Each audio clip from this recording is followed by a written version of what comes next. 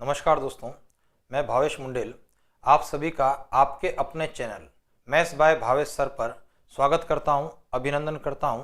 और हम लोग एक श्रृंखला के रूप में अगले महीने जो आपका सेकंड ग्रेड गणित विषय का प्रश्न पत्र होने वाला है, आरपीएससी के द्वारा जो परीक्षा आयोजित होने वाली है, उस परीक्षा को टारगेट करते हुए हम पिछली परीक्षाओं के प्रश्न पत्रों का अध्ययन कर रहे हैं और उस प्रश्न पत्र का स्तर जानने का हम लोग प्रयास कर रहे हैं। तो 2018 की परीक्षा का प्रश्न पत्र हमने कुछ सीरीज के अंदर सॉल्व किया और उसमें से 60 प्रश्न जो हम लोगों ने पिछले क्लास तक सॉल्व कर लिए हैं। तो अब 60 के बाद हम आगे की ओर बढ़ते हैं और एक निवेदन आपसे फिर से रहेगा कि भाई आप जो है इस चैनल को अपने सब्सक्राइब कर चुके होंगे तो आप इसको शेयर करें, अपने दोस्तों के साथ में साझा करें और उनको भी जो है इस चैनल के माध्यम से लाभ हो। ठीक है, इस प्रकार का प्रयास आप करें। और ये जो सेकंड ग्रेड का अपना जो टारगेट रहेगा, सेकंड ग्रेड के बाद उसके बाद जो आगे में आने वाली जो परीक्षाएं हैं, जैसे रीट के एग्जाम्स वगैरह होंगे, तो उस एग्जाम के पॉइंट ऑफ व्यू से भी हम प्रश्नों को यहां पर लगातार हल करने का प्रयास करेंगे। और समय का आपको ध्यान रखना है कि रात को 9 बजे के आसपास में हम लोग जो है एक क्लास को लेकर के शेड्यूल करके आपके सामने आते हैं। तो चलिए आज की इस क्लास के अंदर पहला प्रश्न, जैसा कि मैंने निवेदन किया था कि 60 प्रश्न हम लोगों ने पिछली क्लास तक कर लिया है। अगर नहीं है तो पिछले जो भी हैं आपके वीडियो जो आपके पास में अवेलेबल होंगे, आप उन वीडियो के माध्यम से उन प्रश्नों को भी एक बार देख लें। चलिए, हमारा प्रश्न है एक रेखिक प्रोग्रामन समस्या एलपीपी की बात कर रहा है, अधिकतम यानी मैक्सिमाइजेशन की बात कर रहा है, -0.1 x1 प्लस 0.5 x2। प्रतिबंध आपके पास में है 2x1 plus 5 x2 less than equal to 80, x1 plus x2 less than equal to 20, x1 x2 is greater equal to 0। ध्यान दीजिए सर, हमारा जो प्रश्न है वो ये कहना चाह रहा है maximise z is equal to minus of 0.1 x1 plus 0.5 x2। ठीक है, सब्जेक्ट टू जो कंट्राडिक्शंस आपके पास में है, कंडीशंस हैं, 2x1 plus 5x2 less than equal to 80 है और यहां पर x1 plus x2 less than equal to 20 है और यहां पर x1 x2 is greater equal to 0 है। देखिए, इष्टतम हल ज्ञात करने के लिए x1 x2 के मान होंगे, 4 ऑप्शन है। अब देखिए होता क्या है कि जब आप प्रश्नों को हल करते हैं तो इन समीकरणों को हल करते हैं और इन समीकरणों के माध्यम से हम इनके प्रतिच्छेद बिंदुओं की बात करते हैं। लेकिन जब आपके पास में ये बिंदु है तो ये बिंदु जो है इन समीकरण को सेटिस्फाई करने वाले हैं, तो मुझे बिंदु निकालने की आवश्यकता नहीं है। मैं अभी जो निकाल करके बता देता हूं कि किस प्रकार की स्थिति है।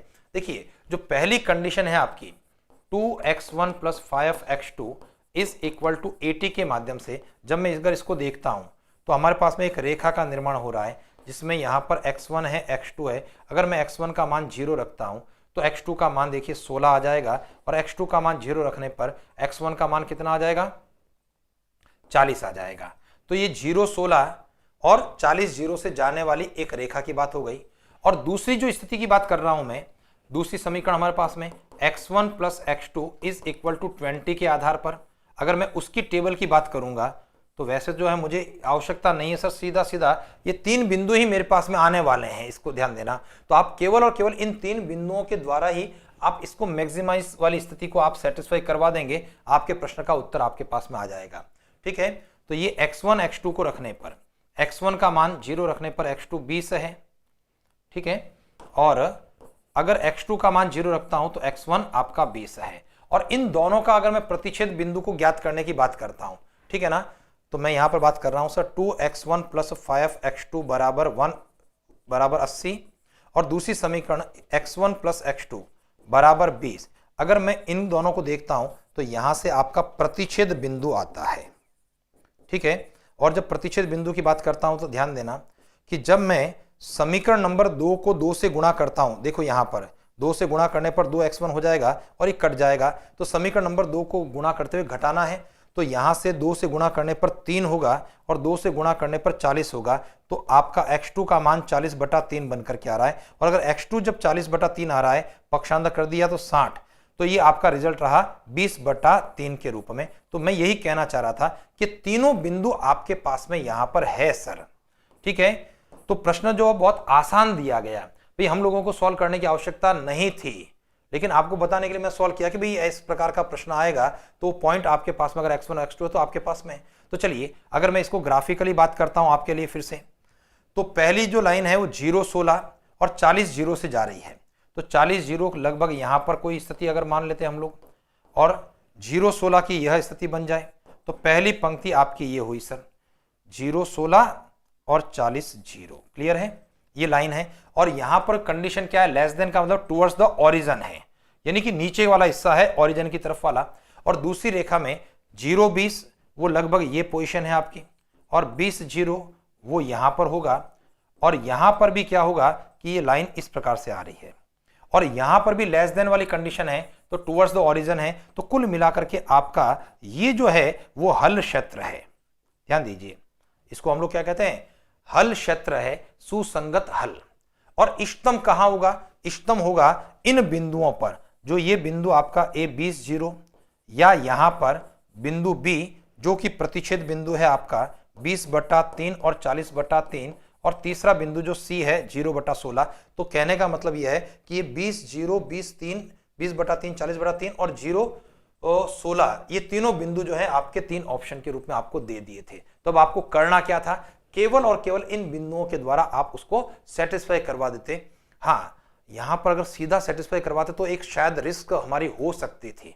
रिस्क इस संदर्भ में हो सकती थी कि एक बिंदु जो ऐसा दे दें कि जो इसके ऊपर है ही नहीं, जैसे यहां पर 0 16 के स्थान पर मान लेते हैं 0 24 कर दिया, तो हो सकता है दिक्कत हो जाए। तो उसके लिए जो है कहीं किसी प्रकार कोई गलती की गुंजाइश नहीं रहे, तो आप उन बिंदुओं को ज्ञात भी कर सकते हैं। तो चलिए फिलहाल यहां से z का मान माइनस में 0.1 x1 प्लस 0.5 x2 के द्वारा, पहला बिंदु ए बिंदु 20 0 को जब आप रखेंगे सेटिस्फाई करवाएंगे, तो z का मान ये देखिए -2 बनेगा सर, क्योंकि x2 0 है, वो खेल खत्म हो गया, और यहां पर 20 का पॉइंट 1 से गुणा और माइनस का है तो -2।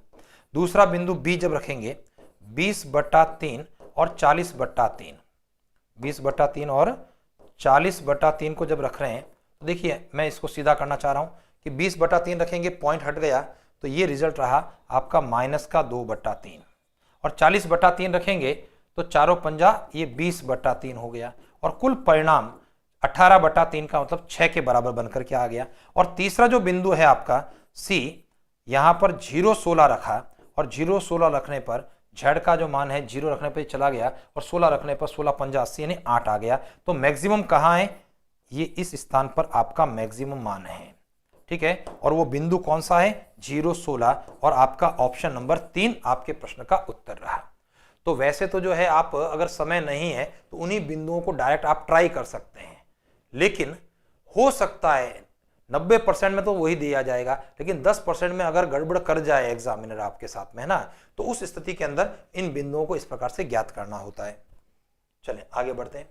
हमारा अगला प्रश्न है, दो वृत्तों आपको दे दिया, दो सर्कल्स है x² + y² + 2x + 3y + 1 = 0 और x² + y² + 4x + 3y + 2 = 0 के मध्य उभयनिष्ठ जीवा की लंबाई क्या है। और उभयनिष्ठ जीवा की लंबाई, चाहे देखो जीवा की लंबाई का फॉर्मूला तो क्या है, जो भी जीवा अगर आपकी है चाहे वो उभयनिष्ठ है या नहीं है ना, जीवा की लंबाई के लिए फॉर्मूला हमारा होता है 2√a² - p² होता है।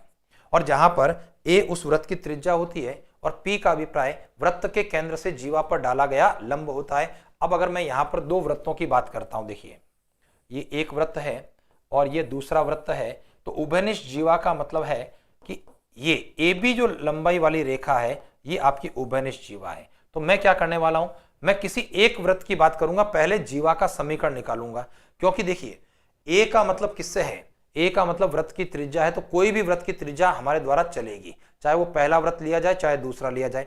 लेकिन P कौन है, P जिस वृत्त की त्रिज्या ली जा रही है उसी के केंद्र से जीवा पर डाला गया लंब है। तो अभी फिलहाल जीवा मेरे पास में नहीं है, तो सबसे पहला जो स्टेप होगा वह होगा जीवा का समीकरण ज्ञात करना। और जब उभयनिष्ठ जीवा का समीकरण की हम बात कर रहे हैं, ठीक है, इक्वेशन ऑफ कॉमन कॉर्ड, और आपका फॉर्मूला क्या होता है, S1 - S2 = 0 होता है। तो दोनों वृत्तों को जब आपस में घटाएंगे तो आपके दिमाग में आना चाहिए 4x में से 2x घट गया, मतलब किसी में से किसी को घटा दें सर, तो 4x में से 2x घट गया तो ये परिणाम रहा 2x, 3y आपस में घट गया +1 = 0। तो कुल मिलाकर के सबसे पहली स्थिति में जीवा का समीकरण 2x + 1 = 0 आया। अब मैं किसी एक वृत्त के बारे में बात करूंगा जिसका मैं केंद्र लूंगा। तो देखिए मान लेते हैं पहले वृत्त के बारे में बात करता हूं, ठीक है। और पहला वृत्त हमारा है x square plus y square plus 2x plus 3y plus 1 बराबर 0। तो पहले वृत्त का केंद्र सेंटर आपका फॉर्मूला होता है माइनस जी माइनस एफ, और उसके माध्यम से -1 -3/2 ये आपका केंद्र हो गया सर। और पहले वृत्त की ही त्रिज्या मुझे लेनी चाहिए, और पहले वृत्त की त्रिज्या के लिए फॉर्मूला रहेगा रूट में G square plus F square minus C. और जैसे ही वैल्यूज को करते हैं जी स्क्वायर, इसका मतलब है 1 का स्क्वायर 1, एफ स्क्वायर इसका वर्ग करने पर 9/4 माइनस सी अचर पद 1। और जैसे ही यहाँ से 1 से कट जाएगा तो उसकी त्रिज्या कितनी बनकर के आ गई, 9/4 का वर्गमूल 3/2। तो ये दोनों काम मुझे करने पड़ेंगे। अब देखिए सर, मैं यहाँ से जीवा की लंबाई की बात करना चाहता हूँ, उसके लिए लंब की लंबाई की बात मैं करना चाहूंगा, पी को निकालना चाहूंगा। तो देखिए यहाँ पर त्रिज्या हो चुकी है और केंद्र आपका -1, -3/2 निकल गया है, ठीक है। अब मैं इस पी को ज्ञात करना चाहता हूँ, ठीक है। त्रिज्या आप लोगों ने निकाल दी है, अब फॉर्मूला मेरे पास में ये वाला मैं अप्लाई करना है। वापस से ध्यान देना, ए का अभिप्राय वृत्त की त्रिज्या से है, ठीक है, और पी का अभिप्राय जीवा पर डाले लंब की लंबाई से है। जीवा पर डाले लंब की लंबाई, और जीवा पर लंब कहां से जाएगा, वृत्त के केंद्र से, वृत्त के केंद्र से उस जीवा पर डाला गया लंब। तो चलिए फटाफट लंब की लंबाई की बात अब मैं करना चाहूंगा। अब P को निकालना है, और P का मतलब है केंद्र -1 -3/2 से जीवा, जिसका समीकरण क्या है 2x + 1 = 0 पर डाले लंब की लंबाई है। और आप ध्यान करें, लंब की लंबाई के लिए आपको सेटिस्फाई करवाना होता है सर, ठीक है। और जब सेटिस्फाई करवाएंगे तो 2x के स्थान पर -1 + 1 अपॉन में रूट में x का पड़ोसी 2 का स्क्वायर और y का पड़ोसी जो नहीं है ये 0 का स्क्वायर, और इसका धनात्मक मान है, पॉजिटिव वैल्यू। तो ये हो रहा है 1/2, ये p का मान हो गया। जब मेरे पास में त्रिज्या आ चुकी है, यानी कि ये रोल a का प्ले करने वाला रिजल्ट मेरे पास में 3/2 है और p का मान भी है, तो अपने प्रश्न का आंसर क्या हुआ, हमारा आंसर हुआ 2√a² - p² का मतलब हुआ 3/2 का स्क्वायर, और p का अभिप्राय हुआ 1/2 का स्क्वायर। सॉल्व करने पर 2 वर्गमूल में ये पोजीशन आपकी 9/4 - 1/4। तो 9/4 - 1/4, 4 लसा पर लेकर के 9 में से गया 8, 8 में 4 का भाग देने पर 2, और 2 का वर्गमूल, इट मीन्स 2√2। ये आपके प्रश्न का आंसर हो गया, ऑप्शन नंबर 2 हो गया, है ना। प्रश्न तो आसान था, थोड़ा सा लेंदी प्रश्न था। देखिए स्टेप्स के अंदर वापस से बात कर लेता हूं। सबसे पहले उभयनिष्ठ जीवा का समीकरण निकाला गया, और उभयनिष्ठ जीवा का समीकरण जब दो वृत्त आपके पास में है S1 - S2 = 0 से उस जीवा का समीकरण निकल करके आया। उसके बाद में आप जीवा की लंबाई के लिए 2√a² - p² की बात करेंगे। तो इसका मतलब दूसरा काम क्या करना, कोई भी वृत्त चाहे वो पहला या दूसरा, मैंने यहां पर पहले वृत्त की बात की, पहले वृत्त का केंद्र, पहले वृत्त की त्रिज्या हम लोगों ने निकाली। केंद्र के लिए -g - f का, और त्रिज्या के लिए √g² + f² - c का फॉर्मूला हमने अप्लाई किया, ठीक है। अब दूसरा काम, त्रिज्या निकालने के बाद p का मान निकालना, और p का मतलब है केंद्र से डाला गया लंब है उस जीवा पर। तो केंद्र से जीवा पर डाला गया लंब की लंबाई हम लोगों ने ज्ञात कर ली है, जो कि p का मान आ गया, और 2√a² - p² के फॉर्मूले से आपका उत्तर 2√2। प्रश्न आसान था, लेकिन थोड़ा सा समय लगने वाला प्रश्न था। चलिए आगे बढ़ते हैं हम लोग। अगला प्रश्न एक वक्र है, और इस वक्र का उच्चिष्ट मान क्या होगा, है ना। उच्चिष्ट का मतलब है इसकी मैक्सिमम वैल्यू कहां पर होगी, केवल उस बिंदु को ज्ञात करना है, उसका उच्चिष्ट मान आपको ज्ञात नहीं करना है, ठीक है ना। लोकल मैक्सिमम मिनिमम पॉइंट क्या है, और इसका तरीका क्या रहता है। इसके तरीके के लिए आपको फर्स्ट ऑर्डर डेरिवेटिव निकालना पड़ता है, इसका अवकलन करेंगे, अवकलन को आप 0 के बराबर करेंगे, वहां से x के कुछ मान आएंगे कि जो आपके क्या रहेंगे, लोकल मैक्सिमम और मिनिमम पॉइंट्स आपके रहने वाले हैं, ठीक है। गौर कीजिए।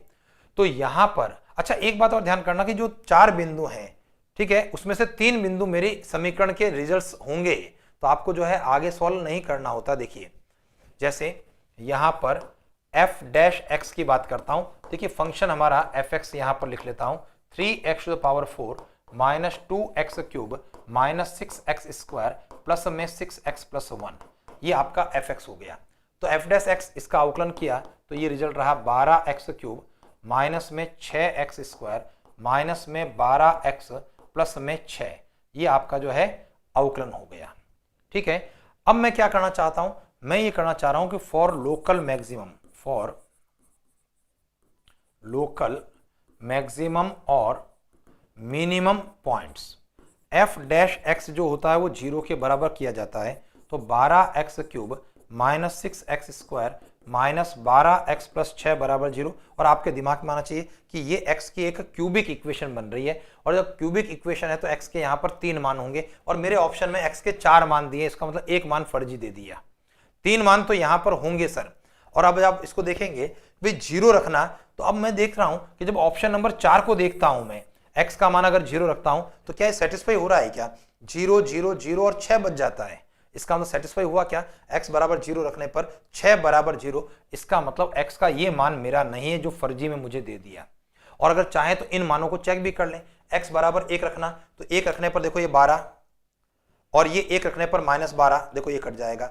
1 रखने पर ये -6 और ये +6 कट गया। इसका मतलब ये जो है x का एक मान है, लोकल मैक्सिमम मिनिमम पॉइंट्स में आएगा। ठीक है, तो इसको जब हल किया तो x बराबर 1 हुआ। एक तो -1 रखने पर देखिए क्या पोजीशन बनती है, -1 रखने पर -1 का क्यूब माइनस का 12, और -1 रखने पर ये प्लस का 12 हो जाएगा ये वाला पद, तो ये आपका कट गया। -1 का स्क्वायर प्लस में -6 + 6, इसका मतलब दूसरा पॉइंट -1 भी है। और इसी प्रकार से जब आप देखेंगे तो 1/2 से भी सेटिस्फाई होता है। गौर कीजिए, 1/2 से सेटिस्फाई करवा रहा हूं मैं, तो ये आपका 12/8 हो गया, माइनस में 6/4 हो गया, और उसके बाद में 1/2 रखने पर ये -6 हो गया +6, तो ये कट जाएगा, और ये भी 3/2 कट गया। यानी 3 मान आपके पास में, हमें इसके फैक्टर्स करते हुए x का मान निकालने की आवश्यकता नहीं है। एग्जामिनर ने वैसे ही आपको 3 मान दे दिए, चौथा फर्जी दे दिया, जो देखते ही हमको पता चल जाता है। अब मैक्सिमा और मिनिमा के लिए क्या करते हैं सर आप? उसके लिए सेकंड ऑर्डर डेरिवेटिव की बात करनी पड़ती है हमें। अब मैं यहां से सेकंड ऑर्डर डेरिवेटिव की बात करूंगा, f''x। तो f'' जो यहां पर हो चुका है, इसका सेकंड ऑर्डर डेरिवेटिव करना है। तो बताइए क्या पोजीशन बन रही है हमारी? भारतीय 36x², आगे की तरफ बढ़ते हुए माइनस में 12x माइनस 12। और मैक्सिमम कब आएगा सर? मैक्सिमम तब आएगा कि x के इस मान से सेटिस्फाई करवाने पर नेगेटिव परिणाम आए, उस बिंदु पर मैक्सिमम उल्टा होता है। सेकंड ऑर्डर डेरिवेटिव को सेटिस्फाई करवाने पर अगर प्लस का परिणाम आता है तो उस बिंदु पर वह मिनिमाइज होता है, और अगर लेस देन 0 आता है, नेगेटिव परिणाम आता है, तो उस बिंदु पर वह मैक्सिमाइज होता है। तो मुझे उच्चिष्ट की बात करना है, मैक्सिमाइज की बात करना है। तो f'' पहले मैं 1 करूंगा, और जैसे ही 1 रखता हूं तो देखिए पोजीशन हमारी क्या बन रही है, 36 -12 -12, ये ग्रेटर देन 0 आ रहा है। तो यहां पर जो इसका मान कैसा रहेगा सर? निम्निष्ठ रहने वाला है, यानी यहां पर मिनिमम वैल्यू आने वाली है। तो ये रिजल्ट नहीं हुआ। f'' सेकंड ऑर्डर को -1 से सेटिस्फाई करवाएंगे, तो ये 36 हो गया, प्लस का 12 हो गया, माइनस का 12 ग्रेटर देन 0 हो गया। यह पर भी हमारा उच्चिष्ट नहीं है सर, भाई नेगेटिव वैल्यू आनी चाहिए। और जब 2 में नहीं आई तो निश्चित रूप से अपने प्रश्न का उत्तर क्या होना है? x बराबर 1/2 है। देखते हैं f'' 1/2 को सेटिस्फाई करवाने पर, देखिए 1/2 रखने पर यहां पर 9 हो जाएगा, क्योंकि 1/2 का स्क्वायर 1/4, 36 में 4 का भाग गया 9। 1/2 रखने पर माइनस का 6 माइनस का 12, ये लेस देन 0 हो रहा है, और इस स्थान पर इसका जो मान है वो कैसा प्राप्त हो रहा है? उच्चिष्ट प्राप्त हो रहा है। ये ध्यान देना, जब लेस देन 0 होता है तो उच्चिष्ट है, और वह ऑप्शन नंबर 3 है।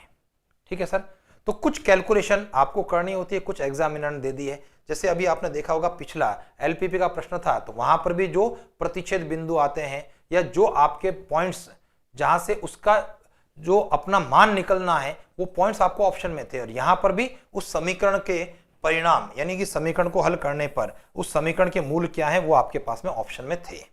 चलिए आगे बढ़ते हैं। अगला जो प्रश्न है हमारा, समीकरण के मूल समान है तो एबीसी किस श्रेणी में होंगे? अब ध्यान दीजिए, देखिए सबसे पहली बात है कि समीकरण के मूल समान है, एक शर्त है। और दूसरी चीज आपके पास में है कि जो समीकरण है हमारी a - bx² c - a गुणा x प्लस b - c बराबर 0, ये आपकी समीकरण है। ठीक है, अब यहां पर क्या स्थिति है? देखिए 2 कंडीशन में यहां पर लगा रहा हूं। यहां पर a + b + c बराबर 0 है या नहीं है सर? a का मान a + b, a - b, b का मान c - a और c का मान b - c, जब मैं इन तीनों को जोड़ता हूं, एक्स स्क्वायर का गुणांक, एक्स का गुणांक और अचर पद को जोड़ूंगा तो a प्लस बी प्लस सी 0 है। और अगर a प्लस बी प्लस सी 0 है तो समीकरण के मूल क्या होते हैं? तो ऐसी स्थिति में समीकरण के मूल 1 और c बटा a होते हैं। इसका मतलब समीकरण के मूल क्या है? एक तो है 1 और c बटा a, c का मतलब यहां पर b माइनस सी और a का मतलब a माइनस बी से है। तो पहली चीज हम लोगों ने क्या किया? समीकरण के मूल को ज्ञात कर लिया। अब अकॉर्डिंग टू क्वेश्चन मूल कैसे हैं सर? समान है। तो पहली चीज तो मूल क्या है वो हमारी जानकारी में हो गया। और मैं कहता हूं कि अकॉर्डिंग टू क्वेश्चन, प्रश्न के आधार पर समीकरण के मूल समान है। ठीक है, और अगर समीकरण के मूल समान है तो आप इसको क्या करेंगे? 1 is equal to b minus c upon a minus b. ठीक है, क्रॉस मल्टीप्लीकेशन करते हुए इसको सिंप्लीफाई करें तो b minus c is equal to a minus b. Minus का b इधर की ओर पक्षांतरण, माइनस का c उधर की ओर पक्षांतरण। 2b बराबर क्या हो गया? a प्लस सी। और जब 2b बराबर a प्लस सी होता है इसका मतलब क्या है सर? a b c किस में होते हैं? a b c समांतर श्रेणी में होते हैं। और आपके प्रश्न का आंसर ऑप्शन नंबर 1 हो गया AP में। ठीक है सर, तो चलिए आगे की तरफ बढ़ते हैं, अगले प्रश्न के बारे में डिस्कस करें। हमारा अगला प्रश्न है, एक इस प्रकार की संबंध की बात है। एक व्यंजक है 2 multiply by 4 to the power 2n plus 1 plus 3 to the power 3n plus 1 निम्न में से किससे पूर्णतया विभाजित होगा? तो आपको क्या करना है? n का 1 2 ऐसा मान रख देना है। वैसे मोस्टली संभावना n का मान 1, n का मान 2 लगाने पर अपना उत्तर आ जाता है। हमको n का मान 3 की आवश्यकता नहीं पड़ती है। तो n बराबर 1 लगा दें, n बराबर 2 लगा दें, पता लग जाएगा किससे यह विभाजित होता है, क्योंकि n belongs to natural number है, आपका प्रश्न देता है। तो जैसे ही मैं n बराबर 1 लगाऊंगा तो n बराबर 1 से क्या होगा सर? 2 गुणा 4 की घात, n बराबर 1 लगाने पर 2 प्लस 1 3 हो जाएगा। और यहां पर 3 की घात, यहां पर 3 प्लस 1 4 हो जाएगा। तो ये हो रहा है 2 गुणा 64, 3 की घात 4 81, 64 का 2 से गुणा 128 प्लस 81, 8 और 1 9, 8 और 2 10, हासिल 1 209 हो गया। अब मुझे बताइए 209 2 से विभाजित होता है क्या? आप कह रहे हो नहीं हो रहा है। 209 में अंकों का योग 11 है, 3 से विभाजित नहीं हो रहा है। अंकों का योग 11 है, 9 से विभाजित नहीं हो रहा है। बचा कौन सर? अपना उत्तर 11 हो गया। आप देख पा रहे हैं कि 11 से विभाजित हो जाता है। 11 एकम 11, 9 बच गया, 11 9 99 आपके प्रश्न का आंसर। हाँ, हो सकता है 20-25% केसेस के अंदर n बराबर 1 रखने पर जो वैल्यू यहां पर आपके पास में हो, ठीक है ना, उसके लिए 2 ऑप्शन हमारे पास में हो सकते हैं कि भी हाँ 9 का भी भाग लग रहा है, 11 का भी लग रहा है। तो उस स्थिति में क्या करेंगे आप? n बराबर 2 रख करके भी चेक करेंगे और फिर केवल उनको ही चेक करना कि भाई a और c कट गया, 9 और 11 में से कोई एक दावेदार है तो 9 का भाग लगता है या 11 का भाग लगता है, उसके माध्यम से हमको चेक कर लेना चाहिए। ठीक है सर, तो n बराबर 2 20-25% केसेस में हो सकता है, अदरवाइज n बराबर 1 से आपका उत्तर आ गया। आसान सा हमारा प्रश्न है, बिल्कुल है ना। अगले प्रश्न में, निम्नलिखित में से कौन सा गणित शिक्षक का गुण नहीं होना चाहिए? अगर ये प्रश्न आप नहीं भी पढ़ करके जाते तब भी आप कर लेते। भाई देखो, एक अध्यापक का गुण कौन सा नहीं होना चाहिए? भाई धैर्य उसमें होना चाहिए, बच्चा 20 बार प्रश्न करे उसका जवाब देने की उसमें क्षमता होनी चाहिए, वैज्ञानिक दृष्टिकोण उसका होना चाहिए, रटने पर बल उसको नहीं देना चाहिए। भाई तथ्यों को समझे, रटना नहीं चाहिए, गणित विषय पर उसका अधिकार होना चाहिए, उसको विषय की अच्छी जानकारी होनी चाहिए। तो गणित शिक्षक का गुण कौन सा नहीं है? रटने पर बल देना। ठीक है, तो कितना आसान सा प्रश्न था हमारा 2018 में। हमारा प्रश्न अगला है, NCR is equal to NCR minus 1 और NPR is equal to NPR plus 1 है, तो n का मान क्या होगा? भाई देखो, इसमें थोड़ी सी कैलकुलेशन हम लोगों को करनी होगी। कारण क्या है, अगर n और r दोनों के मान दिए जाते कि n का मान क्या है, r का मान क्या है, तब तो कोई कंफ्यूजन नहीं था सर। लेकिन यहां पर जो है मुझे n का मान जो है उसके लिए फॉर्मूलों का यूज करना पड़ेगा। देखिए, पहली इंफॉर्मेशन जो मेरे पास में दे रखी है वो है NCR is equal to NCR minus 1। NCR के फॉर्मूलों की बात हम लोग कर लेते हैं। और देखिए, या तो मैं यहां पर NCR का फॉर्मूला लगाऊं और नहीं तो यहां पर जो प्रॉपर्टी है उसको भी आप यूज कर सकते हैं। मैं फॉर्मूला लगा देता हूं, factorial n upon factorial r factorial n minus r। NCR minus 1 में फैक्टोरियल n अपॉन में फैक्टोरियल r माइनस 1 फैक्टोरियल में इसको घटाते हुए n माइनस आर प्लस 1। ठीक है सर। अब देखिए फैक्टोरियल नोटेशन को आपको काटना होगा। फैक्टोरियल n और फैक्टोरियल n ये पूरा कट जाएगा 1 टाइम्स।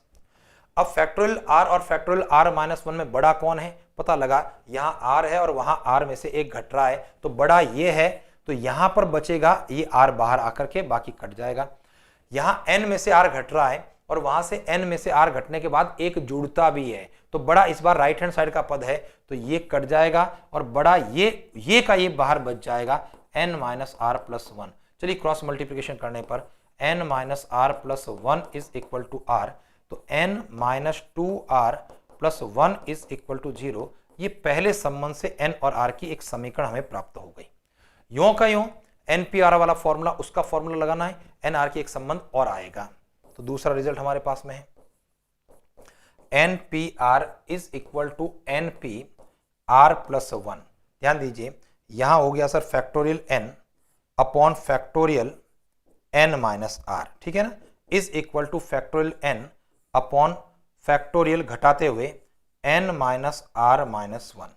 जब मैं इसको कैंसिल करूंगा तो फैक्टोरियल n तो आपका 1 टाइम्स कैंसिल हो रहा है, n माइनस r है और वहां n माइनस r में से एक और घट रहा है, तो इसका मतलब ये अभी छोटा है, तो बचेगा क्या सर, बचेगा यहां से बचेगा ये बड़ा है n माइनस r और ये कट गया। वज्र गुणा करने पर हमारा रिजल्ट रहा n minus r is equal to 1 या n minus r minus 1 is equal to 0। ये दो समीकरण मेरे पास में है, इसको सॉल्व कर दूंगा n का मान आ जाएगा। उन दोनों समीकरणों को वापस लिखता हूं, n माइनस 2r प्लस 1 बराबर 0 और दूसरी समीकरण हमारी n माइनस r माइनस 1 बराबर 0। चलिए सर मैं यहां पर क्या करना चाह रहा हूं, n का मान चाहिए तो सीधा r को काट लेता हूं। r को काटने का मतलब क्या है, जो इक्वेशन नंबर 2 को 2 से गुणा करते हुए मैं घटाने की बात कर लेता हूं, और जब मैं 2 का गुणा करके घटाऊंगा मतलब इसको सिंप्लीफाई कर लेना, कुल मिलाकर के कहने का अभिप्राय ये है। ठीक है, जब 2 का गुणा करके घटा रहे हैं तो 2n में से n चला गया तो यहां पर n बच गया सर। 2 का गुणा करके घटा रहे हैं तो माइनस 3 बराबर 0 मैंने कर लिया, n बराबर 3 आप अपने स्तर पर इसको चेक कर लेना। ठीक है, n बराबर 3 ऑप्शन नंबर 1 आपके प्रश्न का आंसर हुआ। चेक कर लेने का मतलब उत्तर तो सही है, लेकिन गणना आप अपने तरीके से कर लेना जैसा आपको लगता है। ठीक है सर, तो कुल मिलाकर के फॉर्मूलों की बात करते हुए अपना प्रश्न का आंसर दिया हम लोगों ने। अगर n और r दोनों के मान होते तो मैं बाय ऑप्शन अपने प्रश्न का उत्तर निकाल लेता। चलिए आगे बढ़ते हैं, अगला प्रश्न। n एक सम संख्या है और x स्क्वायर प्लस 1 बटा x की घात n के विस्तार में मध्य पद आपका 924 x की घात 6 है, n का मान क्या होगा, तो मुझे इसको ऑप्शन के माध्यम से कर लेना चाहिए सर। भाई n का मान 10 है, 12 है, 14 है, सारी की सारी सम संख्याएं, और जब प्रसार के पदों की बात करेंगे मध्य पद क्या है, और उस मध्य पद के अंदर मुझे गुणांक के रूप में 924 प्राप्त हो जाए, वो मेरे प्रश्न का उत्तर होगा। देखिए सर हमारी स्थिति क्या है, ऑप्शन नंबर ए को मैं ट्राई करता हूं, 1 बाय 1 ऑप्शन को ट्राई करने की बात मैं कर रहा हूं, तो ऑप्शन नंबर ए को ट्राई करना। हमारे पास में स्थिति ये बनेगी x square plus 1 by x to the power n, और n का मतलब यहां पर किससे हुआ सर, ऑप्शन नंबर ए के आधार पर 10 हुआ। तो मुझे बताइए प्रसार में जो मध्य पद कौन सा होगा, मध्य पद जो होगा भाई प्रसार के कुल पद 10 प्लस 1 11 हो जाएंगे, 11 में से 5 आगे छूट गए, 5 पीछे छूट गए, मध्य का पद जो होगा वह छठा पद होगा। ठीक है, और छठे पद का गुणांक क्या होगा, छठे पद के गुणांक के लिए 10c5 हो जाएगा सर, क्योंकि गुणांक जो होता है वो NCR का फॉर्म है और पद छठा है, और छठा पद यानी TR प्लस 1 की स्थिति है, तो गुणांक जो होगा वो NCR, तो छठे पद के लिए 10c5 लगेगा। इसको मैं सॉल्व कर लेता हूं, 10 से गुणा उल्टे क्रम 10 9 8 7 6, सीधा क्रम 1 2 3 4 5, कैलकुलेशन करते हुए देखिए हमारी स्थिति क्या बन रही है, इधर 4 का 2 से गुणा 8 इस प्रकार से काट लेता हूं, 5 से 10 काट लेता हूं 2 बार, 3 से 9 काट लेता हूं 3 बार, 7 और 6 का गुणा 42 हो गया, और 42 का 6 से गुणा कर रहा हूं तो 6 दूना 12 हासिल 1, 6 चौका 24 और 1 25, 252 हो रहा है। ये मेरे प्रश्न का उत्तर नहीं है, मुझे उत्तर 924 चाहिए, ऑप्शन नंबर 1 फेल हो गया सर। ठीक है, चलिए ऑप्शन नंबर बी को ट्राई करने की बात कर रहा हूं, और यहां पर x square plus 1 by x to the power इस बार 12 लेता हूं। इसका मतलब प्रसार में मध्य पद कौन सा है ये पहले तो तय करो। मध्य पद भाई प्रसार में कुल पद आपके 13 हो जाएंगे, 12 पद हैं, 12 प्लस 1 13 पद, 13 में से 6 आगे छूट गए, 6 पीछे छूट गए, है ना, तो कुल मिलाकर के मध्य पद 7वां हुआ। और 7वां पद होने का मतलब ये TR+1 की पोजीशन है हमारी। और इसके अंदर यहां पर मध्य पद का गुणांक क्या होगा, तो गुणांक का फॉर्मूला हमारा NCR रहने वाला है 12C, और R का मतलब क्या होगा सर, 6 रहने वाला है। तो 12C 6 को सॉल्व करना है। 12 से उल्टी गिनती 6 बार, 12, 11, 10, 9, 8 और 7, नीचे सीधी गिनती 1, 2, 3, 4, 5 और 6। देखिए कैलकुलेशन करने पर 5, 6 और 2 का गुणा 12 कट जाएगा, 3 के पहाड़े से 9 कटेगा 3 बार, 5 के पहाड़े से 10 कटेगा 2 बार, 4 के पहाड़े से 8 कटेगा 2 बार। गुणा जब करते हैं देखिए 7 का 2 से गुणा 14, 14 का 3 से गुणा 42, 42 का हम 22 से गुणा कर रहे हैं, ठीक है, 22 और 42, तो 22 दूना 44 हासिल 4, 88 और 4 कितना हो गया 92, और गुणांक मुझे 924 मिल गया। ऑप्शन नंबर 2 मेरे प्रश्न का उत्तर हो गया। ठीक है सर, यानी पूरा हमको करने की आवश्यकता नहीं, केवल गुणांक को देख लें, आपका प्रश्न का उत्तर मिल जाएगा। क्यों, क्योंकि यहां पर देखिए कहीं कोई दूसरा अंक मेरे पास में है ही नहीं, x के साथ में x² x के साथ में कोई दूसरा नंबर अगर 2, 3 होता तो हो सकता है गुणांक में कहीं बदलाव होता, तो आप इसको केवल NCR गुणांक के माध्यम से उसका गुणांक 924 चेक करना था। चले आगे बढ़ते हैं।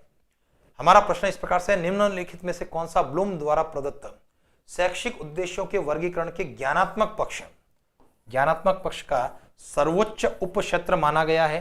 तो देखिए ज्ञानात्मक पक्ष का सर्वोच्च जो उपक्षेत्र है वो मूल्यांकन माना गया है। जो आपने ज्ञान सीखा है ना, कितने नंबर आपके पास में आ रहे हैं, तो सर्वोच्च जो है उसकी स्थिति वो मूल्यांकन की है। ठीक है, ऑप्शन नंबर 4 आपका है। अगला प्रश्न है, निम्न में से कौन सी दृश्य सामग्री का उदाहरण नहीं है। अब देखिए सर, अगर ऐसे प्रश्न आएंगे तो क्या हम अपनी मेरिट को तय नहीं कर पाएंगे कि अभी इतनी मेरिट हमारी आती है और उतनी मेरिट से हम लोग आगे क्रॉस कर जाएंगे।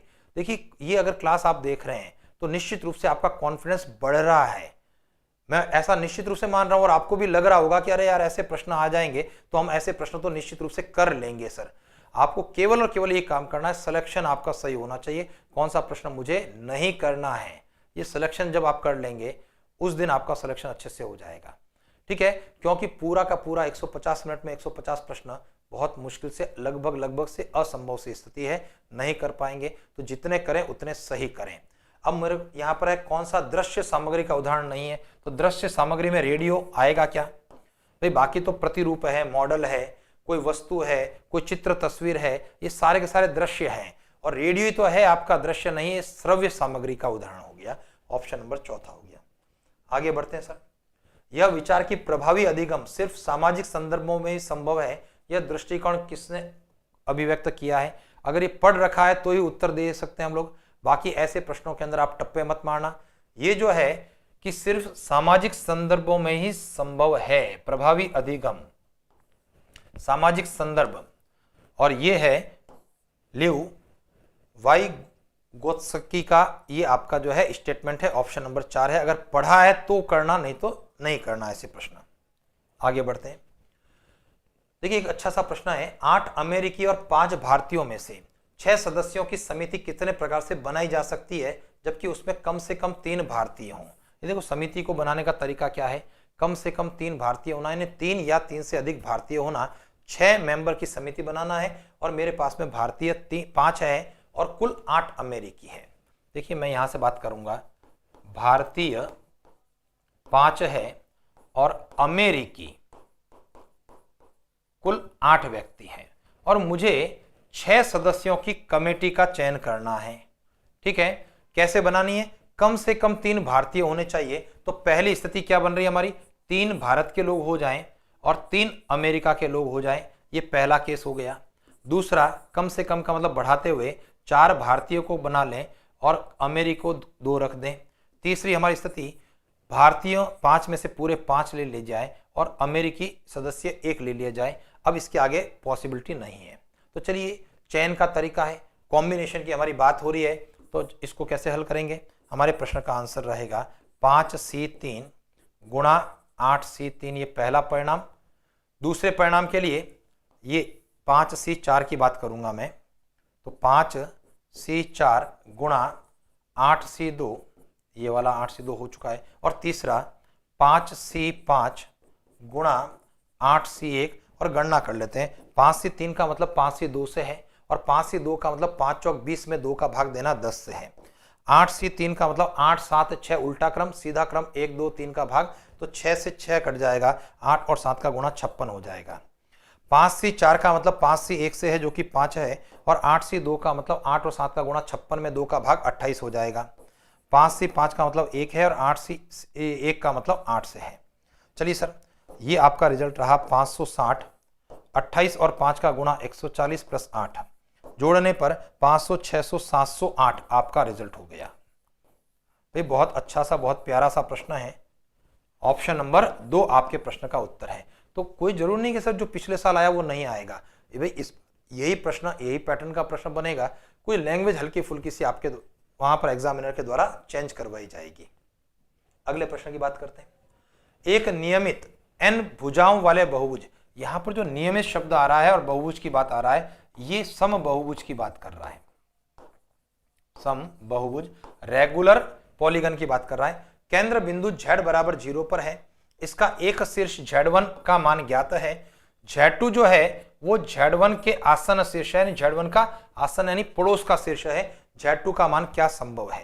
ध्यान दीजिए, अगर मान लिया मैं ये कहता हूं कि एक शीर्ष यहां पर इस प्रकार से z1 है और उसका दूसरा शीर्ष z2, तो हो सकता है z2 ऊपर की ओर हो सकता है z2 आसन शीर्ष में नीचे की ओर हो बहुभुज में। ठीक है ना भाई, आपका जो बहुभुज इस प्रकार की भुजा के लिए हो सकता है, z1 का पड़ोसी शीर्ष, या दूसरी भुजा बने तो इसके लिए हो सकता है। तो मुझे केवल और केवल इस कोण के बारे में जानकारी होनी चाहिए, और वो जो कोण होगा वह आपका cos theta plus iota sine theta या cos theta plus minus iota sine theta के रूप में बढ़ जाएगा या घट जाएगा। यानी अगर ऊपर की ओर बढ़ता है एंटी क्लॉकवाइज तो cos प्लस आयोटा साइन होगा, और नीचे की ओर घटता है तो cos माइनस आयोटा साइन होगा। तो कुल मिला के थीटा का मान ज्ञात करना है। अब आपके दिमाग में क्या चीज आनी चाहिए भाई, पूरा का पूरा ये सर्कल किसके बराबर हो रहा है? पूरा सर्कल आपका 360 डिग्री का होता है। 360 डिग्री का मतलब क्या होता है? 2 पाई है। और जब मेरा ये प्रश्न कहता है n भुजाएं हैं, तो और इसका मतलब क्या है? प्रत्येक कोण जो बनने वाला है वो कितने का बनने वाला है सर? तो प्रत्येक जो कोण बनेगा वो बनेगा 2 पाई बाई n के बराबर बनेगा।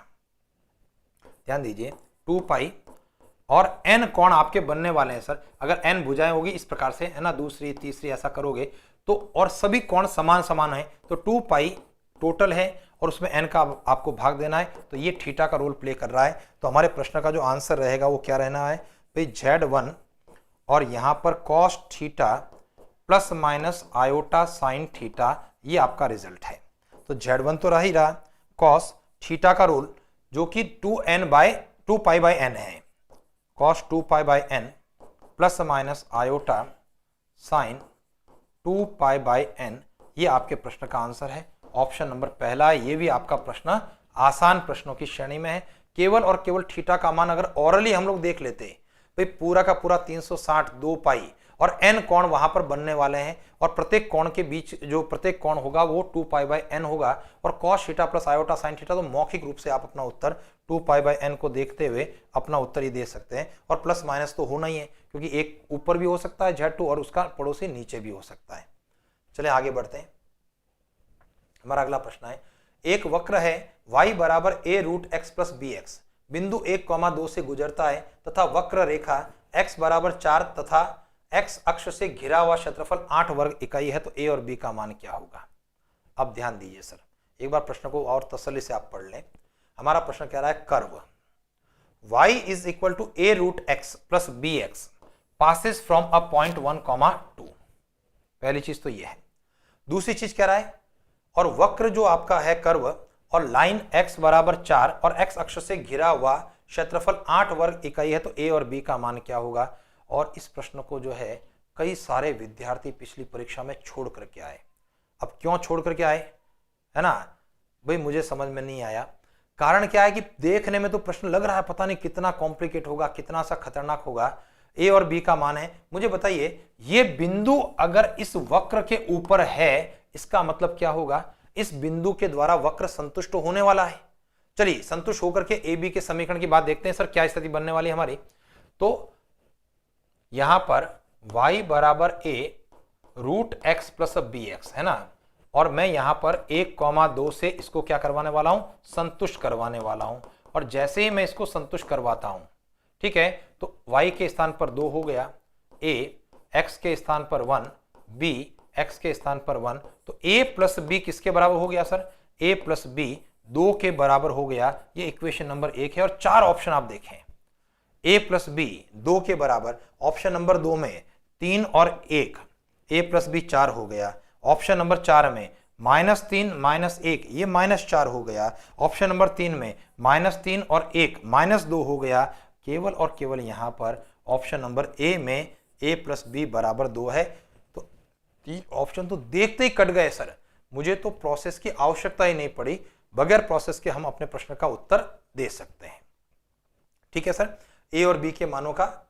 अच्छा, अब आपके दिमाग कुछ को आ रहा होगा कि चलो ये तो हो गया, मान ली एक से ज्यादा ऑप्शन ऐसे होते, मैं बात कर रहा हूं 18 का प्रश्न में हमको तरीका अप्लाई नहीं करना था, ठीक है, लेकिन अगर मान लिया एक से अधिक ऑप्शन होते तब क्या करते, तब हमारे दिमाग में आना चाहिए कि भाई ये जो वक्र है आपका y बराबर a root x plus b x, समझ रहे हो, ये आपका क्या हो रहा है सर, संतुष्ट भी तो कर रहा है, यह 0 0 से भी गुजरता है, यह 0 0 से गुजरता है। तो इसका मतलब अगर मैं डायग्राम बनाऊं तो अब वक्र कैसा है मेरी जानकारी में नहीं है, लेकिन यह तय है कि 0 0 से गुजरता है। मेरी जानकारी में यह भी है कि वह 1,2 से भी गुजरता है, तो 1,2 लगभग यहां पर कहीं कोई स्थिति आने वाली होगी, ठीक है। और उसके बाद में आपका प्रश्न करा है x बराबर 4, ये रहा सर x बराबर 4, और उसके बाद में x अक्ष ये वाला है। अब ये वक्र का रूप कैसा है मुझे पता नहीं है, लेकिन ये पता है कि वक्र जो होगा वो ऐसा कहीं पर इस रूप में कहीं गुजरने वाला होगा। और मुझे तो केवल और केवल इस वक्र के अधीन भाग का क्षेत्रफल आपको दे दिया है, और यहां पर वेरीज हो रहा है x से, तो एरिया जो है आपका वह इस फॉर्मूले से x1 से x2 यानी 0 से 4 तक का वेरी है। अब वो वक्र कैसा है कोई लेन देन नहीं है सर, ये आपका ओरिजिन है, ये 0.11 है और ये 4 है, हो सकता है वक्र ऐसा ऐसा घूम करके आए, उससे कोई फर्क नहीं पड़ता है भाई, एरिया अंडर द कर्व है। तो आप उस वक्र के लिए वेरिएशन x का मान 0 से लेकर के यहां पर x का मान 4 तक है, तो 0 से 4 हो गया। और उसके बाद में वक्र का समीकरण, उससे y का जो मान है आपका a root x plus b x d x, यानी ये आपको करना होगा, और ये आपका 8 के बराबर है, हमारा प्रश्न ये कहता है, ठीक है। और जब मैं इसको हल करता हूं तो देखिए a तो बाहर हो गया, x to the power 3/2 upon में 3/2 इंटीग्रेशन करने पर b x का x स्क्वायर बटा 2 और यहां पर 0 4, और ये परिणाम आपका 8 है। और जब मैं इसको सॉल्व करता हूं, देखिए 4 को रखते हैं तो पोजीशन हमारी क्या बनी 2a/3, 4 को रखने पर 4 की घात 3/2 यानी 4 की डेढ़ घात है 1.5, तो 4 की 1 घात 4 हो गई और आधी घात 2 हो गई, तो 4 और 2 का गुणा 8 हो गया सर। प्लस यहां पर जब 4 रखूंगा मैं तो 4 का स्क्वायर 16 में 2 का भाग गया 8b हो गया, 0 रखने पर खेल खत्म हो गया और बराबर में क्या है 8 है, तो तीनों स्थानों पर 8 8 8 कट जाता है सर। और इसको सिंप्लीफाई करने पर 2a plus 3b is equal to 3, ये आपकी इक्वेशन नंबर 2 बनती है। देखिए मेरा वापस से निवेदन रहा कि जैसे ही मैंने बिंदु 1 2 से सेटिस्फाई किया, a प्लस बी का मान जब 2 आ गया, 4 ऑप्शन को देखा तो मेरा उत्तर वहीं पर मिल गया था, प्रोसेस की आवश्यकता नहीं थी।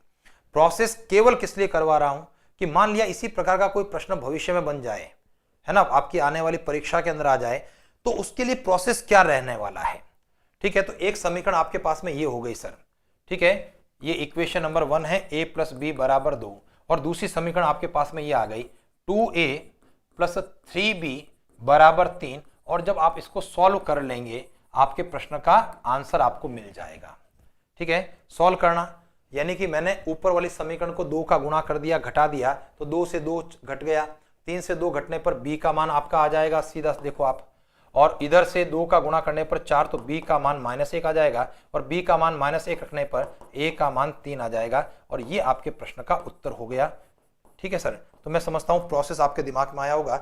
वक्र का रूप कैसा है मुझे नहीं जानकारी है, लेकिन जब एक ही वक्र है तो एरिया अंडर द कर्व आप इंटीग्रेशन के माध्यम से ज्ञात कर सकते हैं। x की वेरिएशन 0 से लेकर के 4 हो गया, वक्र का समीकरण से y का मान आ गया, और उसका जब इंटीग्रल कर दिया थोड़ा सा, तो वहां से ए और बी का समीकरण, क्योंकि क्षेत्रफल 8 के बराबर था, उसको रखते हुए अपने प्रश्न का आंसर आ गया। तो उम्मीद करता हूं कि भाई ये प्रश्न भी अब अगर इस प्रकार कोई प्रश्न आता तो कर लेंगे आप। आगे बढ़ते हैं, अगले प्रश्न के बारे में बात करते हैं। हमारा प्रश्न है x is equal to a cos 4t plus b sin 4t है, तो d2x बाय dt स्क्वायर का मान चाहिए सर मुझे, है ना। यहां पर जो है सेकंड ऑर्डर की बात हमको करनी है। अब आप बताइए कैसे करने वाले हैं सर सेकंड ऑर्डर के लिए। आप पहली बार इंटीग्रल करेंगे और उसके बाद फिर से दोबारा से आपको इंटीग्रल करना होगा, ठीक है सर। देखिए हमारी position x is equal to a cos 4t plus b sin 4t, ठीक है ना। और सेकंड ऑर्डर की बात करते हैं, d2x बाय dt स्क्वायर के बारे में हम बात करेंगे। तो सबसे पहले dx बाय dt निकाल देते हैं सर सीधा सा। भाई t के रेस्पेक्ट में तो करना है सर आप लोगों को डिफरेंशियल। तो t के रेस्पेक्ट में जब आपने अवकलन किया तो cos का क्या होता है, माइनस होता है, तो minus a sin 4t chain rule से हो जाएगा सर 4, प्लस b साइन का हो गया cos 4t और हो गया 4। तो ये तो आपका फर्स्ट ऑर्डर डेरिवेटिव हो गया dx बाय dt।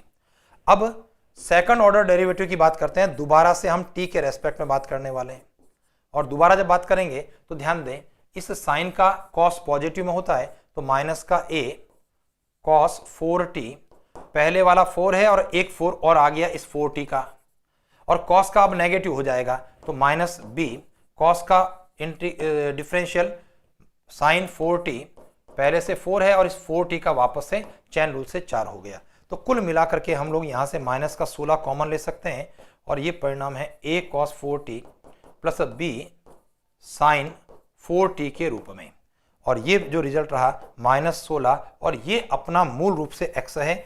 आपके प्रश्न का ये आंसर आ गया है -16x। तो बहुत आसान सा प्रश्न हमारा रहा सर। सेकंड ऑर्डर डेरिवेटिव में बड़े बड़े अच्छे अच्छे प्रश्न भी बना करते हैं, लंबे लंबे प्रश्न बनते हैं, ठीक है, लेकिन ये आसान सा प्रश्न रहा। तो चलिए आज की इस क्लास में हम लोग इतनी बात करने वाले हैं, और उम्मीद करता हूं कि आप लोग जो है बने रहेंगे इस चैनल के ऊपर। अगली क्लास के अंदर फिर से 75 से आगे के प्रश्न हम लोग अगली क्लास के अंदर डिस्कस करने वाले हैं, ठीक है सर। तो आज के लिए आप सभी का बहुत बहुत धन्यवाद। Thank you sir.